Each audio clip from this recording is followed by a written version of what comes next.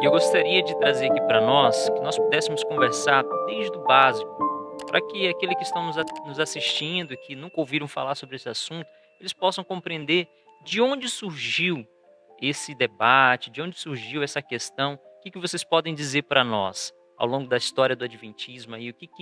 De onde que vem essa questão sobre a natureza humana de Cristo? Pois é, isso é muito importante, essa questão que o Harry fez, para todos nós aí que estão assistindo, nós aqui na live, aqui nesse podcast, porque, na verdade, é assim, se você for até um livro que o Harry ele citou aqui, que é o Verbo se fez carne, é importante que vocês leiam, tem 1.200 citações, 400 de Ellen White e 800 de pioneiros, de teólogos adventistas, estudiosos adventistas sobre a natureza de Cristo, a cristologia, é importante isso. Então, neste livro, as 400 citações de Ellen White afirmam que Jesus veio com a natureza pós-lapsariana. O que é pós-lapsariana? Pós-lapso. O que é lapso? Pós-queda. Queda de quem? Queda de Adão. Né? Depois da queda de Adão, com a natureza de Adão, depois do pecado, depois da queda dele. É importante isso. Isso se estendeu até ali a década de 50, para você ter uma ideia.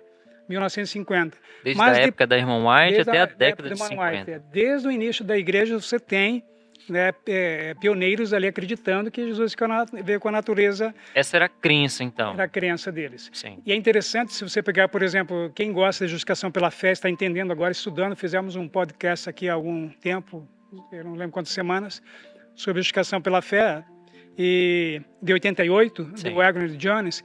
Esses dois escritores, eles acreditavam que Jesus veio com a natureza pós-lapsariana. Inclusive, se você pega Caminho Consagrado à Perfeição Cristã do Jones, você vai ver ali, dos 17 capítulos, 11 capítulos, ele aborda a questão da natureza pós-lapsariana de Cristo, que Jesus veio com a natureza caída.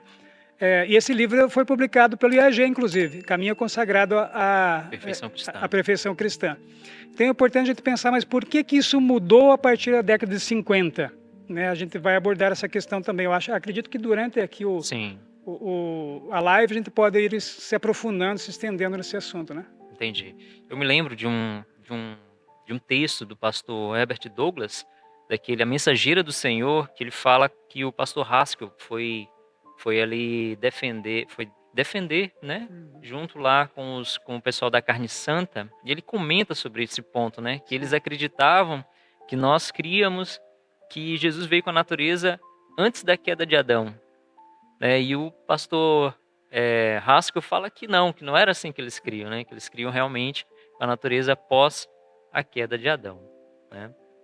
Não, muito interessante mesmo. Então, ao longo da história, nós vimos que todos criam de uma forma. E a partir de que momento que a gente vê aí essa mudança? Ou durante essa história já havia um debate nesse sentido? Eu percebo que quando nós olhamos os evangelhos, os 4 evangelhos, nota-se que a natureza de Cristo, tanto divina quanto humana, sempre foi uma controvérsia. Sim. Porque estudar o nosso semelhante é um desafio. E eu vou usar um exemplo histórico relativamente recente.